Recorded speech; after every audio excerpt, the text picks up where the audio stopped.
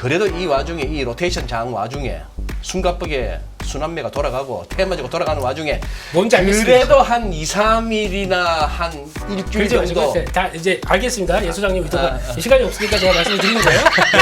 네. 하도 빼길래 씨. 지난주에 건자재 말씀드렸죠? 그러니까 네. 지난주는 나오셔가지고 뭐 대형주가 가면서 뭐 손질하느라 바빴다고 막 툭툭거리셨는데 네. 오늘은 좋으셨겠네. 예? 오늘은 개인적으로 좋으셨겠어. 민수 형이 좋아할 만한 것들이 많이 움직이던데. 제가 아무 얘기 없으면요. 응? 제가 아무 얘기 없으면은 그냥 그런가 보다 하시고요. 또 그냥 또 막 툴툴거리게 되면은 진짜 좀 못했구나 생각하시면 되고 예, 그렇습니다. 그냥 그래요? 뭐 예, 스무스하게 가야죠 뭐. 네. 제가 진짜 궁금한 게 있습니다. 저는. 뭐요? 네. 소장님이 좀 답을 해주셔야 됩니다. 예, 네. 말씀하세요. 저 미국 시장. 미국 네. 드디어 본격적인 조정이 시작된 겁니까? 너무 뭐 그렇게 조작되지 맙시다. 하루 보고. 아니, 철작이 아니라 어. 이거 가다가 추세 가다가 고점에서 음봉 팍 박으면은 이게 자 우리 차티스트로서 차티스트로서. 예, 차트의 달인으로서 예. 이제 그거 설명을- 뭐 어제 같은 장 나오고 어제 같은 음봉 나오고 뭐 테슬라 같은 그런 차트 나오고 예. 뭐 이러면은 거마 흥분해가지고 자자자 시장이 마침내 변곡점에 도달한 것 그렇죠, 같습니다. 그렇죠. 하면서 예. 뭐 성끌고 뭐 이하는데 예. 그 짓 한 30년 해보니까 그 짓 한 30년 해보니까 네. 시장 갖고 껍적대고 뭐 장담하는 부류는 네. 죄다 하수띠다. 저 포함. 그래서 요새는 예. 그걸 누가 알겠습니까만 자꾸 이렇게 얘기하는 거죠. 그래도 꿋꿋하게 방향성을 제시해 주던 우리 소장님께서 그렇게 나오시면은 불안한데요? 저도 이 나이 돼 보세요. 뭐 더 그거보다도 영화다 소리 듣는 것보다 길게 가고 싶어요. 길게 가고 싶고 오늘 대표님이 뭔가 지금 매매가 잘 안 되신 것 같습니다. 약간 히스테리를 부리고 있죠. 약간 좀 그런 것 같아요. 괜히 화풀이를 지금 하고 있는 것 같아요. 원래 그랬어요. 소장님 금요일 날에 와서 제가 그냥 이렇게 앙 떨고 막 그랬습니다. 소장님 옆에서. 예. 그래요. 아니 저기 그러면 한번 이사님 네. 지금 같은 질문을 제가 한번 이사님한테 한번 드려보겠습니다. 자 이제 오늘 이제 삼성전자 뭐 하이닉스 이쪽이 그거 하면서 지수가 이렇게 그거 했는데 반도체 요거 어떻게 같은 질문이에요. 같은 취지. 조금 한동안 보기 힘든 고점을 본 겁니까? 아니면 그냥 시장에 늘 있을 수 있는 조정으로 보십니까? 저는 후자로 보고 있습니다. 늘 있을 수 있는. 아직은 시장이 뭐 본격적으로 부러진다거나 그럴 것 같지는 않다. 네. 뭐 이제 시장 관련해 가지고 최근에 이제 반도체는 결국 AI 쪽으로 이제 볼 수밖에 없는 건데 네. 최근에 이제 AI 관련된 자료들 봐도 그렇고 HBM 수요, 공급 이런 부분들 관련해서 이제 전망해 놓은 것들 전체적으로 보면 아직까지는 뭐 HBM 관련해 가지고 쇼티지 상황이 지속되고 있는 상황이고 네. 이 부분을 갖다가 삼성이 들어온다 해도 지금 여태까지 저항성으로 봤을 땐 수요를 제대로 못 맞추고 들어올 가능성이 높기 때문에 예. 그 부분에 대한 것들이 크게 개선이 안 될 것이고 그렇게 되면 그 효과가 또 이제 나비 효과처럼 일어나 가지고 어떤 상황이 나오냐면은 반도체 레거시 드램이나 낸드 쪽 이쪽으로 투입될 웨이퍼의 총량수 자체가 확 줄어버리고요. 거기다가 수율마저 저쪽 HBM이 전체적으로 낮기 때문에 네. 생산되는 것도 줄어버리고 예. 그러면 이제 디램이나 낸드 쪽 같은 경우는 투입되는 것도 줄고 그다음에 생산되는 것도 줄고 예. 이렇게 되다 보니까 사실 그쪽 수요가 늘어서가 아니라 전체적으로 공급 자체가 좀 줄어버리는 거기다가 디램 같은 경우는 지금 최근에 HBM 투자 관련돼 가지고 하이닉스나 마이크론 테크놀로지 같은 경우 지금 삼성처럼 자금적인 여력이 넉넉하지 않기 때문에 HBM 투자 설비 투자 자체를 갖다가 지금 디램 라인 공정을 전환을 해서 한 경우들이 되게 많았었거든요. 아, 그래요? 그랬기 때문에 실제로 쇼티지가 발생이 되는 거고 그래서 지금 아마 7월 달에도 그 종가가 더 올라가는 걸로 지금 나와 있는 것 같고 이런 걸 종합해 놓고 보면 아직까지 반도체 특히 뭐 우리나라 같은 경우는 물론 하이닉스가 뭐 HBM 가지고 글로벌 1위라는 얘기도 있고 뭐 앞으로도 포텐셜이 있다고 하긴 하지만 디램 쪽에 있어서는 절대적으로 1위, 2위 회사들이잖아요. 그러니까 예. 실적적인 측면에서 봤을 때 아직은 뭐 크게 우려할 단계는 아닌 것 같다. 요새 9층짜리 건물은 건물도 아닌데 어째 이렇게 삼성전자 9층에 이렇게 구조대 올라가기가 힘이 드는지. 삼성전자가 지금 문제는 네. 이제 HBM에서도 보여주고 있었지만 이제 과거는 삼성이 하면 표준이었었고 삼성은 1등이었었잖아요. 예. 근데 이미 그 신화는 깨진 겁니다. 표준화하는 데서도 안 됐고 그다음에 이미 1등도 아닌 상황이 된 거잖아요. 그런데다가 지금 삼성 하면은 또 사실 디램만 가지고 낸드만 가지고 밸류에이션을 갖다 높게 쳐주지 못했던 거는 그 사이클의 변동이 심하기 때문이기 때문에 네. 항상 삼성전자의 밸류에이션을 높이려면은 파운드리 쪽에서 성과가 나와야 된다라는 얘기를 했었는데 예. 그리고 이재용 회장이 계속 이제 말씀하셨던 내용이 뭐였냐면 파운드리에서 예. 뭐 2027년, 2030년 이렇게 이제 조금 기한 연장을 해가면서 TSMC를 잡겠다라고 얘기를 한 시점 기준으로 봤을 때 오히려 지금 점유율은 더 떨어졌습니다. 격차가 더 벌어지고 있다는 네. 거죠. 네. 그러니까 삼성전자가 밸류에이션을 높게 받기가 지금 쉽지 않은 거죠. 그러니까 이게 추가적으로 9만, 10만 이상이 가야지 사실은 10만 전자를 간다 하더라도 반도체 업체 중에서는 지금 거의 꼴찌 근처일 텐데 인텔 빼고는 지금 제일 못 오른 회사가 삼성전자이기 때문에. 예. 근데 이제 그런 부분들을 좀 돌파를 해주려고 그러면 결국 HBM이나 파운드리 쪽에서 뭔가 나와야 된다는 얘기죠. 아니 우리 이사님은 하이투자증권에 재직하고 계시지만 한번 좀 진짜 증권사에 부탁드리고 싶어요. 뭡니까? 이사님은 이사 쪽, 영업 쪽이시지만 네네. 제발 잘 갈 때 목표가 상향 리포트 좀 내지 마세요. 증권사들 갑자기 뭐 어디는 10만 어디는 12만 하고 나니까 이러잖아요. 좀 내지 마세요. 그냥 냅두면 가는데 왜 꼭 증권사들이 상향 리포트만 내면은 못 갈까? 짜증나게. 형 어떻게 생각해요? 이 대목. 뭐 수십 년 동안 겪어보다 보니까 그냥 그렇습니다. 자연스럽게 아이고 조심할 때가 왔구나. 아이고 뭐 이런 조심할 생각. 때가 예, 왔구나. 그러니까 단기간에 못 가겠구나. 뭐 이런 생각. 예. 근데 뭐 어쩔 수 없고 그들도 사람이기 때문에. 그래 올라가면- 그쪽은 그쪽대로 또 그들의 일이니까 해야 되는데 어째 그럴 때 한번 좀 조심할 때 됐다는 리포트가 한 군데라도 나오면 좋겠는데 근데 나오면 솔직히 또 삼성전자 주주들한테 길 가다가 만나 두드려 만나 그래 되면 그건 세상이 아니고요. 하도 험해져가 솔직히 그렇잖아요. 삼성전자 주주들은 안 그러시겠지. 그보다 아무것도 이제 매일 나와서 연합뉴스 경제TV라는 이 큰 프로그램에 네, 매일 나와서 아니면 또 이슈를 찾아낼 거 아닙니까? 이슈를 찾는데 네이버 맨날 52주 계속 친저가 나오는데 그거 가지고 네이버를 계속 얘기할 수도 없고 그러다 보니까 나오는 현상이라고 생각합니다. 뭐 주가가 오르다 보니까 관심이 높아져서 그렇게 나오는 이슈를 만들어내는 입장으로서 그렇게 생각하는데 그럴 때마다 중심은 잡아야죠. 예. 그래요. 네. 알겠습니다. 그리고 이사님 네. 오늘 이제 보니까 요즘 또 우리 시장의 유행이 그 그룹 주들은 네. 뭐 어디 한 군데서 좋은 소식 나오면은 그거 붙었으면 같이 움직이는 거. 바로 최근에 본 게 사조인데 지난주에 갑자기 무슨 얘기 중에 사조 사나 이러길래 또 사조는 왜 하나 했더만 또 거기에 암호가 숨었더만요. 지난주 금요일 날 무슨 얘기 중에 사조 사나 이러면서 그러더니만 또 이제 사조가 이번 주에 한번 휙 한번 바람이 한번 불고 넘어갔는데 뭐 그랬잖아요. HD 할 때는 무슨 뭐 전기 전력주뿐만 아니고 같이 막 HD만 붙은 놈도 다 갖고 LS 같으면 뭐 LS점만 붙었으면 다 갖고 뭐 그랬는데 오늘은 보니까 이제 거기까지 왔더만요. 두산하고 코롬까지 왔더만요. 네. 두산은 그런데 이게 지금 뭔 얘기를 한 겁니까? 그룹 차원에서. 두산 쪽에서 사실 이제 캐시카우 역할을 하는 회사가 두산 바켓이라는 회사가 있는데 네. 두산 바켓의 지분이 지금 현재 두산 에너빌리티 산하에 있거든요. 예. 그런데 이제 두산 에너빌리티를 갖다가 인적 분할을 해서 예. 투자 부분을 갖다 쪼갠 거를 예. 두산 로보틱스하고 합병을 시키겠다. 합병을 시키겠다?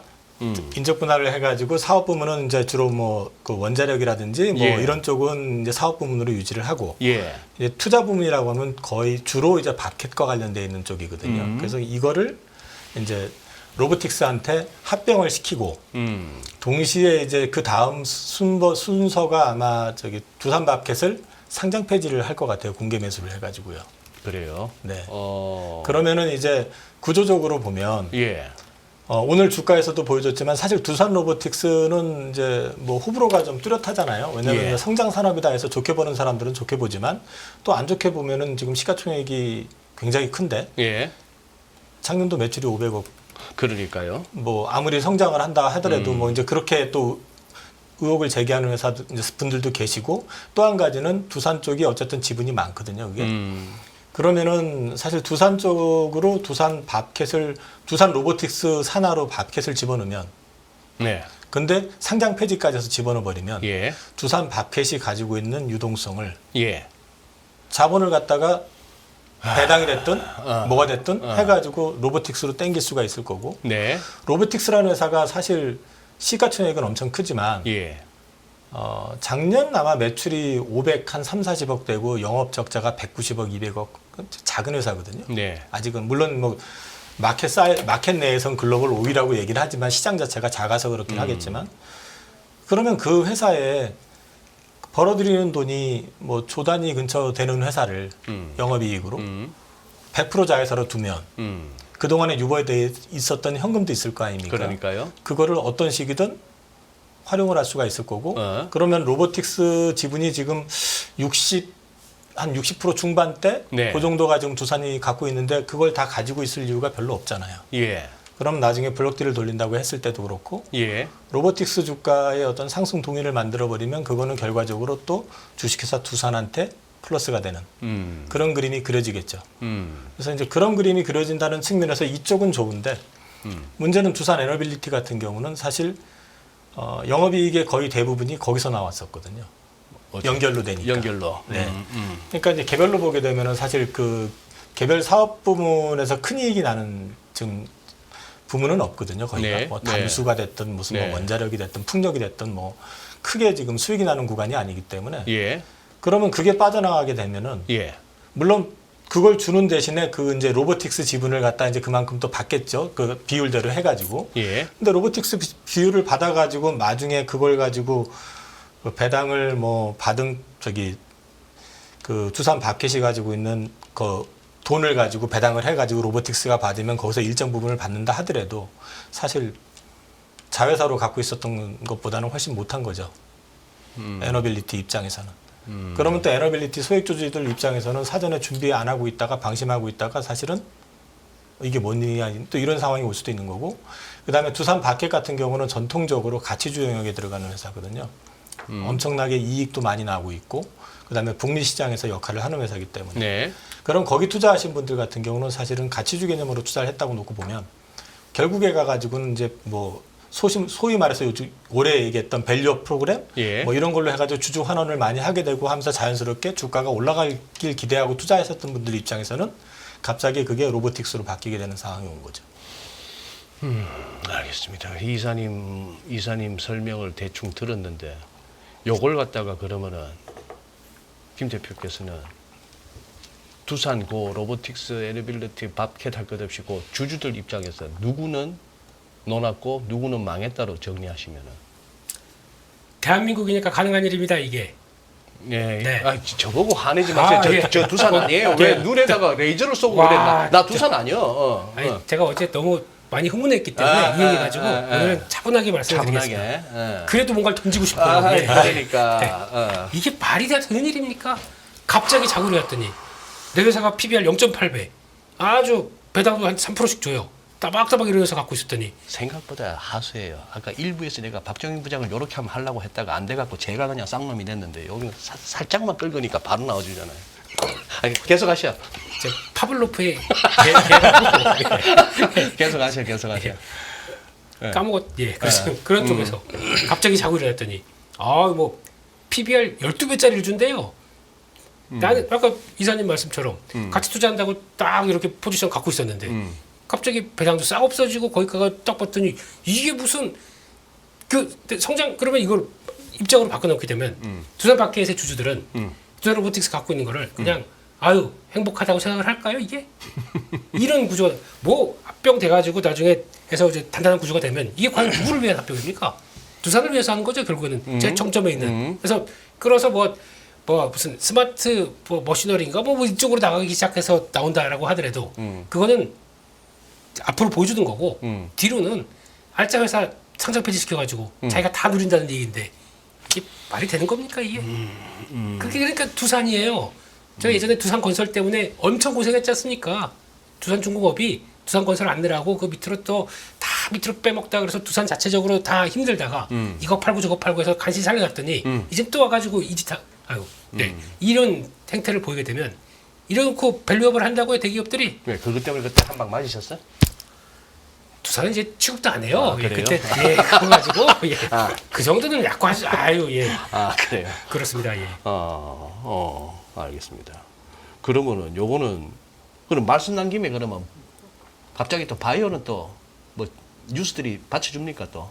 바이오요. 어. 야, 이 진짜 바이오의 대가님을 모셨습니다 오늘. 바이오 하면은 그냥 지금부터 떠넘기기 하시는 거예요. 예? 떠넘기기 하는 거예요. 그럼 지금부터는 그러면 우리가 이영훈 이사님을 바이오? 이게 좀 해놓고 보니까 참 야, 수준 많이 떨어진다. 제가 반성해야 됩니다. 이런 걸 놓치다니 죄송합니다. 예. 바이오 어떻게? 우리 소장님이 김 대표님하고 방송 많이 하시더니 많이 닮아지셨네요. 욕하면서 배우더라고요. 예. 큰일 났습니다. 바이오가 올해는 좋을 거라고 생각을 했었고, 그 다음에 이제 바이오가 이전에는 항상 뭐 그 테마 비슷하게 이슈 메이킹 해가지고 우르르 하고 올라갔다가 어느 순간에 그냥 꺼지면 한꺼번에 꺼져버리고 그러면서 투자한 사람들 많이 힘들게 만들고 그런 섹터였었다 그러면 24년은 좀 더 글로벌화되는 어떤 시초가 되는 해라고 저는 이제 계속 말씀을 드려봤었고요. 네. 그 근거가 일단 좀 소위 말해서 덩치 큰 회사들이 글로벌 신약에 다가선 그런 회사들이 이제 나오기 시작하고 있다라는 거고, 대표적인 회사가 이제 8월 달까지 8월 21일인가까지가 아마 기한일 건데 그 유한양이 지금 렉나자하고 리브리반트 병용 투자했던 거 그거 결과 최종적인 이제 FDA 승인 여부가 이제 결정이 납니다. 유한양행이요? 네네. 그래서 지금 최근에 유한양행이 지금 그 뭐 오늘 짤 보니까 10만 양행 되냐 안 되냐 뭐 이렇게 이제 나왔는데 그 지금 이제 주가 최근에 올랐고 오스코텍 역시 마찬가지로 올라왔던 게 그런 그림으로 올라온 건데, 그것도 일단은 만약에 신약 승인이 나면은 존슨앤존슨에서 지금 그 매출 목표를 5조 원을 제시를 했거든요. 그리고 5조 원을 제시했을 경우에 여기서 이제 받게 되는 로얄티는 또 수천억에 달하는 이제 돈이 들어오게 될 것이고, 이제 그 회사만 있는 게 아니죠. 지금 보시면 또 알테오젠이라는 회사 같은 경우는 머크의 키트루다가 연 30조를 파는데 그거 SC 제형으로 지금 임상 3상을 하고 있고 결과가 아마 9월 내로 나오게 될 것 같습니다. 근데 그 시장 자체 SC 제형으로 지금 그 머크가 하게 되는 이유가 뭐냐면 28년에 특허가 만료가 되거든요. 그럼 특허가 만료되는 걸 갖다 방어할 목적으로 지금 신약으로 승인을 받는 거거든요. 네. 그럼 그쪽 시장에서도 마찬가지로 이제 팔리기 시작하기 전에 이제 그 임상 성공부터 시작해가지고 품목 승인까지 다 떨어지게 되면은 거기서부터 마일스톤이 들어오게 되고 그다음 판매에 따른 로열티 들어오기 시작하게 되고 그렇게 나가면은 저기 증권사 리포트들 예상하는 거 보면은 한 50% 정도만 잡아도 뭐 얼추 로열티가 조 단위가 나올 수 있다. 그러면은 그 돈을 받아가지고 우리가 생각해야 되는 건 뭐냐면 알테오젠이 뭐를 할 거냐는 거죠. 배당을 할 거냐. 보통 이제 제약바이오 회사, 특히 바이오팜 같은 바이오텍 같은 경우는 보통 이 파이프라인이 되게 중요하잖아요. 네. 그럼 이제 그 파이프라인을 갖다가 추가적으로 괜찮은 걸 찾게 될 거고, 찾게 된다고 그랬을 때 아무래도 해외에 잘 알려지지 않은 바이오텍보다는 국내에서 좀 가능성 있는 바이오텍들한테 수혜가 많이 돌아갈 거라는 거죠. 대표적인 회사가 이제 유한양행 같은 경우가 그렇게 해가지고 라이센스인을 해가지고 지금 렉나자가 거기까지 올라온 거거든요. 그런 것들이 계속 생기게 되면은 국내 바이오텍들이 운신할 수 있는 폭이 좀 넓어질 수 있다. 그래서 올해는 좀 올해부터 바이오 전반이 이전보다는 조금 나아지는 여건이 될 가능성이 높다라고 이제 말씀을 드려왔고요. 그 지금 시발점에 있다라고 저는 보고 있습니다. 그 시발점에 있다. 지금 아니 그런데 오늘 코오롱자는 왜 이렇게 전부 출렁거리고 윗꼬리가 달리고 그랬습니까? 뭐 다 그러네. 비슷하네요 가격들이. 코오롱이 아마 티슈진 때문에 주가가 좀 급등했었던 것 같아요. 티슈진이 그 예전에 상패 한번 됐던 그 티슈진. 네, 그 티슈진이요. 그 티슈진. 네, 물면서 티슈로 닦고. 인보산인가? 뭐 인보사. 예. 인보사. 인보사. 그게 지금 다시 살아났어요? 미국의 임상 3상 투약 삼상? 완료. 투약 완료? 예. 허가는 아니고요. 투약 완료. 아니, 3상까지 간 거야 한두 개입니까? 우리가. 그래도 그게 저 밑에까지 갔다가 어. 뭔가 돌아온 어. 무슨 뭐 좀비 같은 느낌이 나다 보니까 거기서 반응을 한 거죠. 티슈진이야 그렇다 치더라도 네. 나머지 코롱은 뭐 이유가 있었냐고요. 저희가 그런 게 이유가 있어서 움직이니까. 이거 예. K 증시입니다. 예. 그냥 움직임 잠깐 뭐 저거 따라가 코롱 뭐 없어 막 이러면 이렇게. 그런 예, 거야. 예. 그거는 보통 한 시간 정도는 들고 있을 수 있나요? 아니면 15분 내로 승부를 봐야 됩니까? 그런 거는. 보니까 3초 들고 있는 분도 계시고요. 3초 들고 네. 계신 분들. 들어갔다가 바로 나오고 이런 거. 예. 이해가 안 되시죠? 근데 민수 형 얘기하시는 게 농담은 아닌 거 아유, 같고 현실인 것 같은데 맞대- 엄연한 현실 같은데. 근데 그거를 0.3%, 0.2%, 마이너스 0.1%, 0.7% 해가지고 하루 수익률이 5, 6%가 됩니다. 그거를 그러니까 매매 건수가 와 이게 기계가 하는 줄 알았어요 맨 처음에는. 근데 그걸 손으로 하신다고? 손으로 하더라고요. 야. 따닥따닥따닥 이거만 하고 있는 거예요. 근데 그걸 가지고 쭉 사니까 한 달 갔더니 100몇십 %가 되더라고요 이게. 와우. 그래서 나 좀 친해라고 하는데 이런 분들을 데리고 그래서 얘기를 해봅니다. 그래서 혹시 비법이 어떻게 되세요? 매매할 비법. 가만히 있으면서 호가만 봅니다 이러더라고요. 호가만 봅니다. 네. 차트 이런 거 보면 차트 모릅니다. 호가만 봅니다. 호가만 봅니다. 그러니까 이거는 레이저를 계속 쏘고 있는 거야. 그러다 보니 이거만 하고 있는 거예요. 야, 이런 매매법도 있구나 싶었는데 죄송하지만 얼추 짐작하시건데 뭐 1,400만 뭐 1,몇백만 그러는 와중에 그런 식으로 거래하시는 이른바 스캘퍼들 네. 어느 정도 된다고 보세요? 민수 형 보시기에. 0.00001%? 그 정도밖에 안 되시네. 아니 그걸 또 따라 하시려고 그러니까 그런 분들이 있다 보니까 저렇게도 방법이 있구나 그래서 막 따라 하시는 분들이 있더라고요.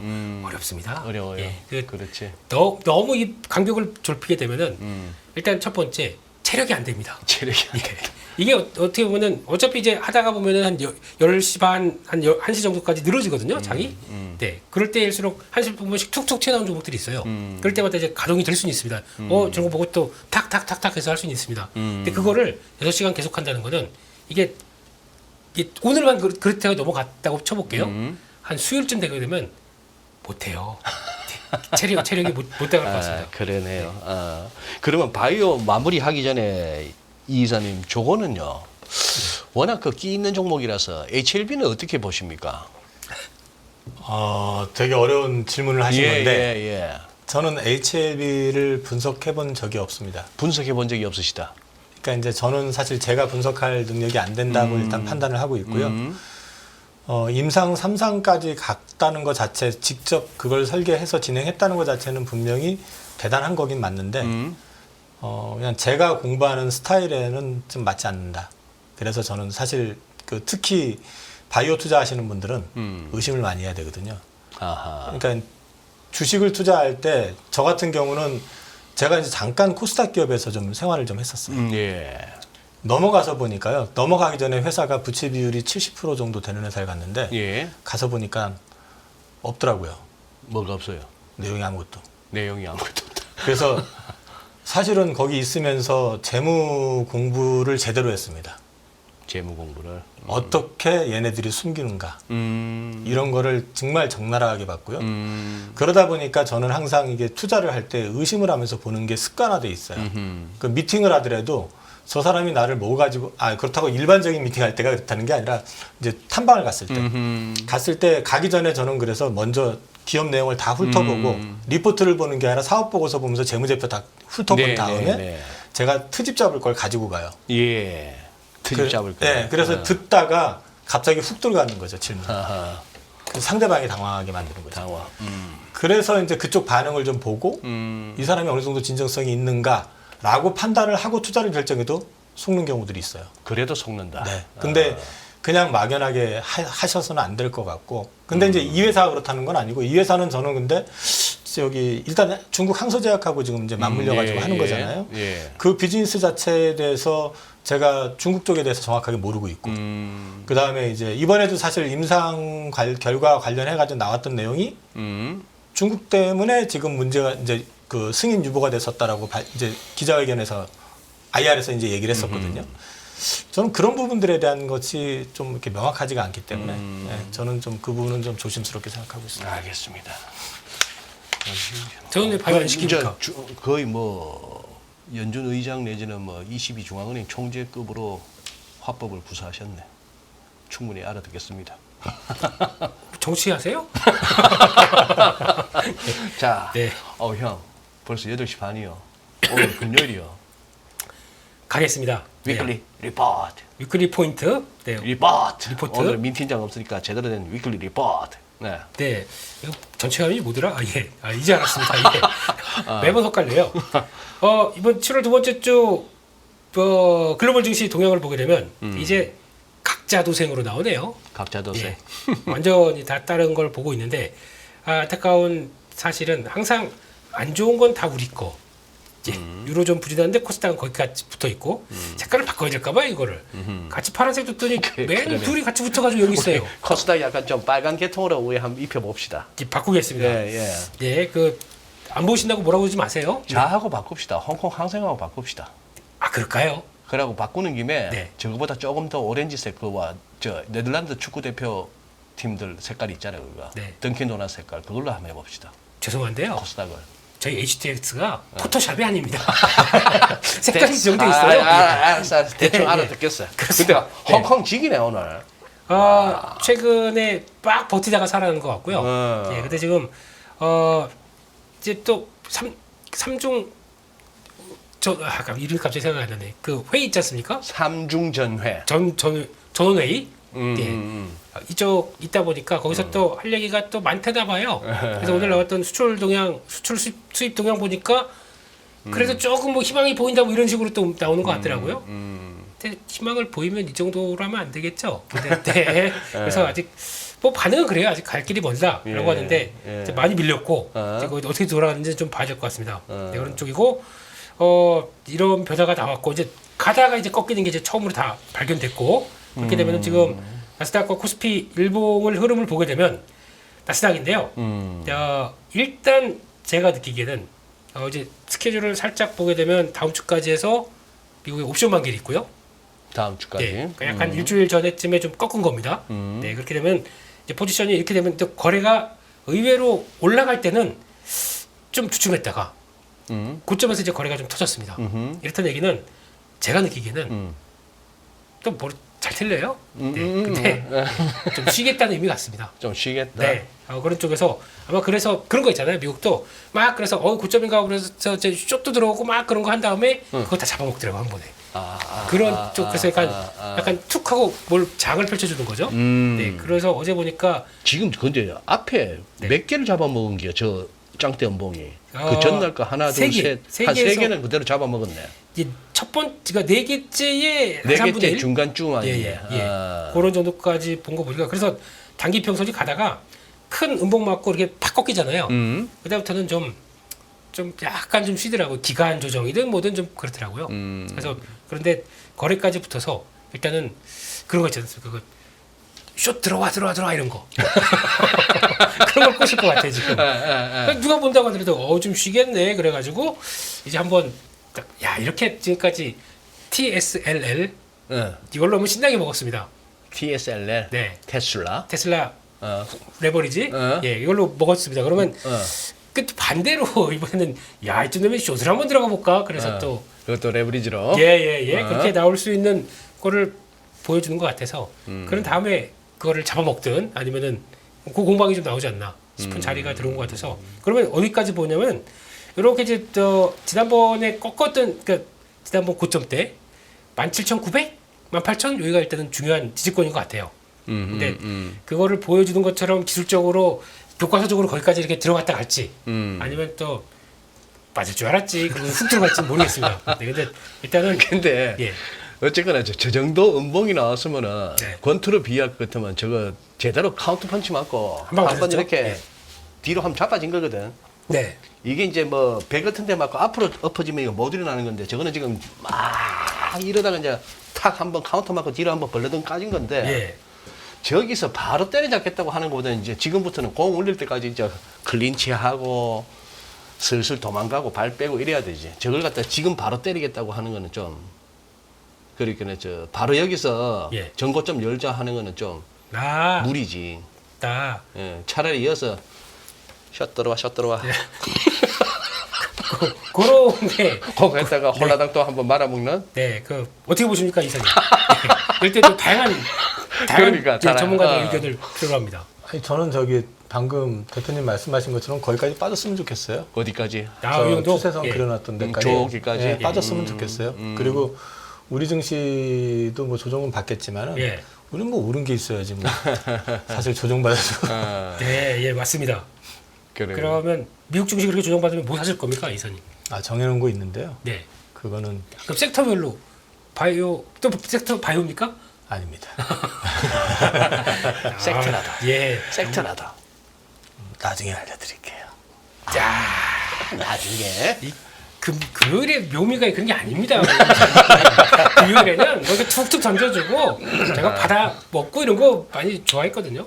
저기 이번에 주가 오르기 전에 예. 지난번에 마지막에 나왔을 때 이제 테슬라 얘기를 했었어요. 예. 테슬라 주가 급등하기 전에 아무리 봐도 테슬라가 좀 될 것 같다. 이제 어저께 테슬라가 7%인가 8% 빠졌죠. 예. 8% 빠졌습니다. 그 친구가 한 10% 정도만 더 빠졌으면 좋겠습니다. 테슬라가 그럼 한 번 더 들어가고 싶다. 뭐 그럴 생각이 있습니다. 네. 그러면 테슬라 쇼 들어와 이거 누르시겠네요. 아, 저 지금 저도 일해야 되나 지금 생각 중이에요. 네. 그렇습니다. 그래서 이거 은근히 중독성 있네요. 이거 뭐 하다 보면 재밌어요. 이렇게 그리고 또 소장님을 향해서 이렇게 하게 되면 사랑합니다가 되고요. 네, 네 그렇더라고요. 네. 근데 조금 다른 게 한국은 이번에 보니까 오늘 그래도 밑으로 갔다 돌리긴 돌리더라고요. 살짝. 근데 거래가 없습니다. 한국은 차이가 있는 게. 예. 그리고 이렇게 한국은 좀 더 심하게 단기 평선이 깨졌어요. 지금 저 초록색 선 옆으로 끄는 저기 얼마입니까? 요게 2,820 정도 될 겁니다. 282고? 예. 그거는 이제 한국은 또 의외로 좀 치사하게 갭 발생하면 메꿉니다. 갭은 꼭 채우고 가는. 예, 그런 특성이 있어서 그래서 지금 갭이 2번 났거든요. 네, 2번 났기 때문에 그거를 거기까지 들어오면 그러니까 우리 이사님 말씀처럼 오른 것도 없는데 거기까지 훅 들어온다 그러면 이건 좀 너무한 거 아닙니까? 예, 그런 쪽인데 일단은 비슷하게 본다 그러면 그 자리는 그렇게 될 것 같아서 한번 다음 주부터 좀 체크해야겠다 생각되고요. 예탁금 시종 잔고추인데 이번에 좀 특이해서 미수금을 한번 넣어봤습니다. 미수금을. 네, 미수금이 급증하네요. 미수란 그 신용성제 미수금이 그러니까 반대매매 나가서 못 받은 돈이나 반대매매 나가서 못 받은 돈. 네 그런 게 최근에 이렇게 많이 늘었네요. 그러다 보니까 생각보다 그런 쪽인데 근데 지금 보니까 지금 일단은 시중 잔고는 좀 빠져요. 시정 잔고는 빠지는데 예. 근데 빠지는데 이게 그러면 청산이 되다 보니까 강제로 뭐 청산이 된 게 좀 있겠죠. 됐는데 네 그게 미수금으로 남아 있다. 미수금은 남아 있다. 네 근데 어째 뭐 증권사가 놀지 않습니다. 그러면 또 열심히 채권 주심하겠죠. 근데 결국은 이제 돌아오긴 하는데 여기서 요거 가지고 미수금이 이렇게 확 올라올 정도다. 그거 보니까 그게 아마 대부분 또 중소형주 쪽 코스닥 쪽이 좀 심했었을 거예요. 그러니까 이게 그럼 결국에 보게 되면 강제로 나갔다는 얘기죠. 내가 청산한 게 아니라. 저거 추심이 꼭 된다는 보장이 없는데. 그럼 뭐 충당금을 쌓건 저 증권사 사람 아닙니다. 죄송합니다 이사님인데. 제가 네. 왜냐하면 2008년, 2009년 그때 선물사에 있으면서 한번 경험을 해봐서 알아요. 그때 환율이 그때 갑자기 그렇게 난리가 나버리니까 달러 숏들 갖고 있던 사람들이 저걸 마진콜을 당했는데도 결국 안 되고 네. 저는 청산을 했는데 문제는 가보니까 네. 사람은 없고 그냥 모니탄 두어 대 있고 그냥 저 빈 컵라면 봉지만 수북하고 소주병만 옆에 수북하더라고. 사람이 없어. 그럼 뭐 받아낼 수가 있나? 그러면 전화하셔야죠. 오늘 신용정보. 그러니까 오케이. 그렇습니다. 그 착한 사람들이래요. 본인들은. 네, 근데 그렇게 될 것 같고 그래서 일단은 중요한 거는 예탁금이 춤을 춥니다. 그러니까 지수가 이렇게 쭉 올라간다, 빨간색처럼 이렇게 쭉 올라간다 그러면 예탁금도 같이 쭉쭉쭉 올라야 되는데 예전 같지가 않습니다. 그래서 가다가 쭉 빠지는 거는 뭐 인기 있는 IPO 한다 그러니까 들어왔다가 다가 나가고 또 다시 들어왔다가도 추세적으로 나오는 게 별로 없어요. 그러니까 지수가 올라가는 거는 그들만의 게임이고 나는 일단 돈 안 넣어 이런 쪽이 좀 큰 것 같아서 그게 좀 눈에 띈다라고 봐야 될 것 같고 지금 상황으로는 시종이 정리가 되는데 느낌은 코스피는 좀 늦게가 움직이는 것 같고 코스닥은 약간 좀 많이 정리가 됐고 근데 이게 생각보다 강제 청산된 느낌이 있다라는 쪽으로 바라보고 있어서 안타까운 현실이죠. 네, 요 상태에서도 그렇게 청산이 되는구나. 이 정도 가지고 네. 뭐 얼마 빠졌다고. 그러니까요. 근데 이게 자세히 보시게 되면 지수하고 상관없이 그 종목에 따라서는 틀릴 수가 있네 강제로. 그것도 그리고 코스피는 괜찮았어요. 그러니까 지수를 보면 제가 코스피만 보지 않습니까? 근데 코스닥은 엉망이었어요 지금. 엉망이었다. 이게 지금 말씀 중간에 이제 죄송한데 그 개별 종목들이 이렇게 급락했었던 이유가 네. 금투세 구체화되기 시작하면서 이제 자산운용사나 이런 쪽에서 운용할 때 바스켓에서 개별 종목들을 거의 다 비웠어요. 아 그래요? 네, 그러면서 주가가 빠져버리니까 이거를 외국인 투자자들이 무슨 우리나라에 잘 알려지도 않은 회사 이런 거를 막 사들어올 리도 없는 거고 그럼 결국 개인 투자자들이 지금 저걸 갖다 받아야 되는데 시장이 그쪽에 수급이 들어오지 않는 상황이 되다 보니까 한번 손실이 크게 나버리게 되면 손절을 부르는 그런 흐름이 나온 거죠. 그러다 보니까 이제 개별 종목들이 지금 많이 힘든 상황에 지금 봉착한 거죠. 예. 근데 이제 이게 관계기관 쪽에서는 관계기관이 아니죠. 지금 이제 이걸 세법 관련해 가지고 얘기하시는 분들 속에서는 지수만 보고 또 멀쩡한데 왜 그러냐 이럴 수가 있는데 안을 들여다 보시라는 얘기죠. 사실 지금 개인 투자자들이 녹아나고 있는 모습들이 여기저기서 보이는데 그런 부분들에 대해서는 너무 좀 방관하고 있는 거 아닌가 그런 생각이 좀 듭니다. 괜찮습니다. 화내십시오 이사님. 저한테 말고요. 배우겠습니다. 아니 순간적으로 지금 우리 소장님한테 화낸 것처럼 저도 한번 화를 낼까 순간적으로 쳐다보면서 어떻게 할까 생각했었어요. 소장님 다 인지하시고 너무 그러셔서 이게 시장에 대해서 하는 메시지구나라고 얘기를 하시면서 나가면서 얘기하시더라고. 아까 왜 그랬어? 이러면서. 대표님도 그러실 것 같아서. 예? 서로 뒤끝이 있습니다. 예? 개별 종목에서 어느 정도 고생들 하는지 특검 한번 합시다. 요즘 대한민국에서는 뭐든지 특검이잖아. 안 되면. 뒤끝 있으시죠? 조심하셔야 됩니다. 네. 그거 또 뭐 계속 나오는 얘기고요. 또 그것도 있다고 그러더라고요. 그러니까 대주주 블록들이나 매도하기 위해서는 이제 미리 신고를 해야 됩니다. 이제부터 7월 10 며칠이죠? 16일인가요? 뭐 그때부터 이제 시행이 되는데 그 전에 드립다 파네요. 계속 파네요. 드립다. 요거 보시면 나옵니다. 여기가 기타 법인이 빠져서 그런데 여기까지 보게 되면 지금 아까 이사님 말씀하신 거 계속 여기서 고생하고 있잖아요. 사모펀드에서? 그냥 코스피랑 똑같이 팔고 있어요 금액을. 근데 얘네들 팔게 되면 어떻게 팔냐면 집중적으로 팔지 않습니까? 이렇게 나오는 거 기타 법인에서도 계속 물량 나옵니다. 그러니까 그거 괜히 신고해서 2주 전에 뭐 신고했다가 그 주가 영향 보는 거보다 그냥 밀어버려 이런 느낌으로 이게 지금 벌써 한 달 반쯤 됐어요. 코스닥이 버티겠습니까? 네. 이게 그런 현상인 것 같고. 그리고 결국에는 또 이번 주 오늘 외국인들이 한 5천억 팔았다고 하더라도 1조 4천억 샀습니다. 네. 그러면 아직 3분의 1을 아직 그대로 있는 5분의 아니 4분의 3은 있는 거죠. 지금요. 이런 상황 쪽에서 구성을 외국인들이 그럼 뭘 샀나 보게 되면 의약품, 바이오가 그래서 가는 것 같고요. 다 관심이 있네요. 네. 그리고 또 기계는 뭐 오늘 또 두산 로보틱스 연관되는 거겠죠.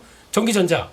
스틸 전기전자 오늘 좀 팔았는데도 불구하고 네. 그러니까 요거를 잘 보시게 되면 이성우 이사 계셨으면은 요걸 또 분석해 주시겠죠? 매치를. 근데 개인들 판 거 같이 매치를 해 보게 되면 다 그겁니다. 그러네. 그러니까 개인들은 다 삼성전자부터 다 갖다 판 거 외국인들이 다 가져가는 거죠.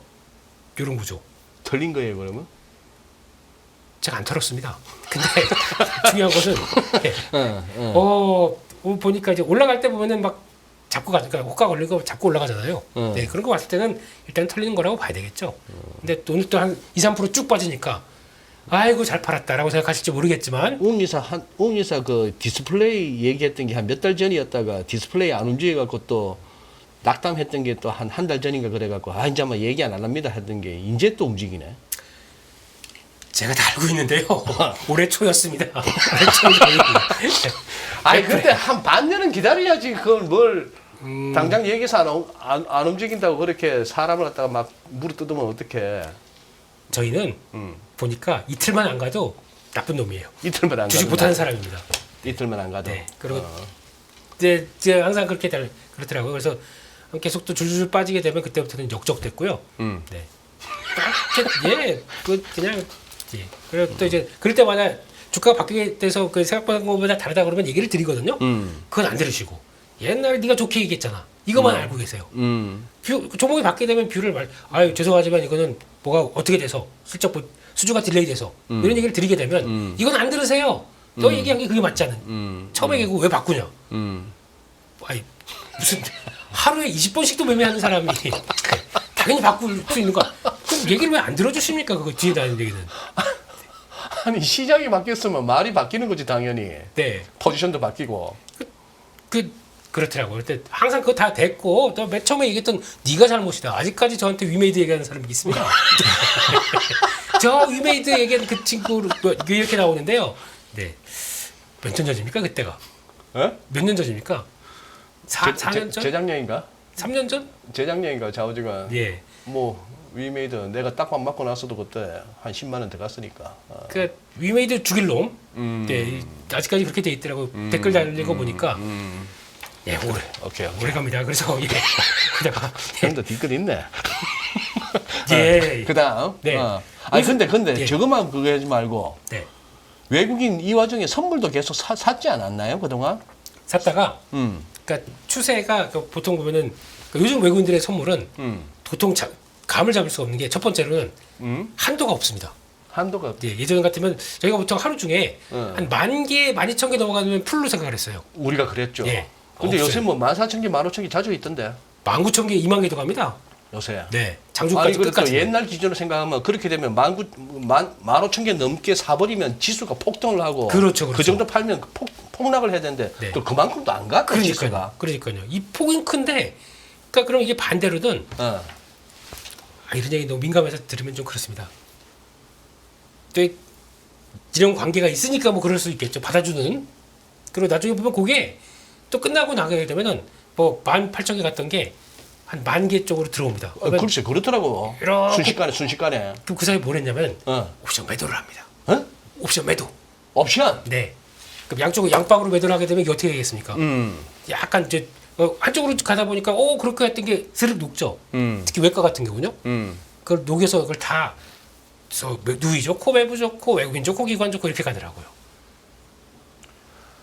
네. 듣고 있으니까 왜 이렇게 막 뭐 이런 게 막 올라오지? 그저 우리는 뭐 내 계좌 깝니다. 이거 보고 따라오세요 하는 놈 그거 유튜브 보고 따라가면 그런 정도의 그 상대로 그렇게 선물 갖고 옵션 엮어 갖고 그렇게 매일 그렇게 짭짤하게 매일 요렇게 회쳐먹고 있구나. 그러다가 거기 이제 또 그러면 그럴 줄 알았지 너희들 그러면서 만약에 또 까꿍 하는구나. 또. 까꿍 이런 거. 예. 에라씨. 네, 그건 그렇습니다. 예, 거의 놀이터죠, 놀이터. 네. 거기까지 봤고요. 이번 주 외국인 기관 순매수 상위 종목들을 보게 되면 겹치는 게 없습니다. 네, 외국인들은 겹치는 게 없다. 예, 삼성전자, 아이러브, 삼성 일렉트로닉스, 예, 우선주까지. 근데 기관은 뭐 하는지 모르겠어요. LG에너지 솔루션 좀 샀고 나머지 시총 상위가 없어요. 그냥 뭔가 그냥 뭐 이것저것 다 매매했다가 허둥지는 되는 느낌이 나지 않으세요? 그래도 외국인들은 뭐 두산 거 있다. 뭐 현대로템, 하나에로스페이스 이런 방산 있다. 딱 자리를 잡아가는 느낌인데 뭐 모르겠어요. 뭐 하는지. 네, 이런 쪽이고. 코스닥도 마찬가지로 외국인들 3,000당 들어오고 자리 잡고 뭐 HPSP는 같이 사고 있는데 에코프로 쪽들 매수 들어오고 대조전자까지 그러면 결국에는 2차전지 쪽에서 챙길 거 챙기겠다라는 쪽인데 또 기관들이 거의 다 죽어라고 팔더라고요 또. 네, 그래서 또 약간 그렇고 그러면 기관들은 뭐 사나 봤더니 실리콘2, 코스메카 코리아, VT 이런 것들 또 약간 또 화장품 쪽 플레이하고 있고요. 리노고 두산 테스다 또 좀 이만큼 빠진 것들 거기서 또 밑에서 또 살살 잡기 시작하다 보니까 이렇게 나오고 기관 쪽에서 매수하는 것 중에서 LS그룹 쪽이 좀 있네요. 네, 이거 잡는 거 보여지고 있고 또 에코프로 머티가 있네요. 에코프로 거의 진짜 외국인들 관심 없는 거 그쪽으로 훅 들어오고 있는 이런 쪽으로 보여주고 있는데 포스코 퓨처엠까지 들어오는 거 보니까 아예 신경 안 쓰는 것 같지는 않습니다. 그러네요. 네, 그렇게 보여지고 있고 마지막으로